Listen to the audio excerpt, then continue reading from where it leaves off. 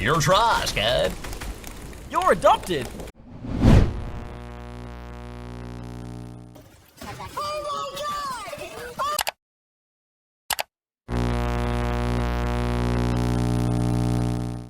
Microprocessors, the tiny processing unit inside of every single piece of tech you use. Yes, that's a fridge. Microprocessors make almost everything we use, from phones to cars, function. They are an engineering marvel, but more on that later. If you're anything like me, you like to game. Gaming is fun, educational, and productive, but it wouldn't be possible without this. But how do they work? Every time you click a button on an iPad, desktop, or even a TV remote, the microprocessor is at work. Once a button is pressed on a device, the command is stored in the control unit. The microprocessor proceeds to fetch the command, and the arithmetic logic unit computes and decodes the order. Once the stop instruction is reached, the microprocessor outputs the decoded command to the rest of the computer system, where finally an app, game, or tab will open, and it does all this in mere seconds. Many people know about Pong, the first arcade game. Pong was a simple two-player game with two paddles and a ball. Despite its simplicity, it was wildly popular and was implemented in nearly every bowling alley and bar. What many people don't know is that the first home gaming console was the Magnavox Odyssey. It was released only a month before Pong, but being the first of its kind, retailers had no clue how to sell it or what to label it as. During the next 5 years, video games gained popularity, so when the Atari 2600 hit the shelves, there were no problems with retail, and the Atari 2600 went down in history as the most iconic 20th century gaming console ever.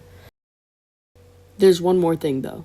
The 2600 was the first console to have a microprocessor, because the team in charge of the Odyssey refused to add a microprocessor. Without the 2600 MOS 6507, Atari would be as much of a failure as the Odyssey.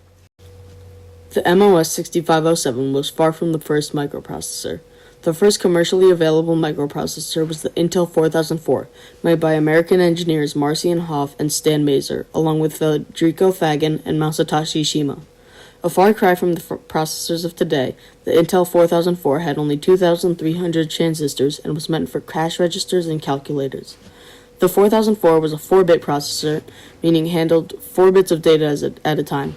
A TV remote also has a 4-bit processor. The invention of the 4004 paved the way for the microprocessors that are used in gaming consoles from the Atari 2600 to the PS5.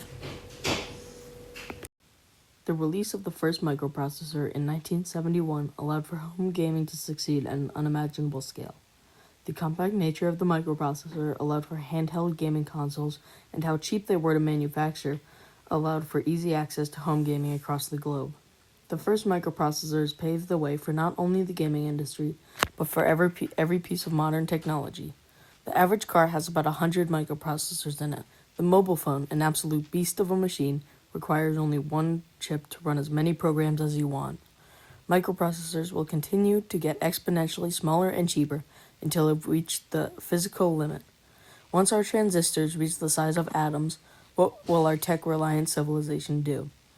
Is it possible humanity will come to a technological standstill, or will we venture further and split the atom?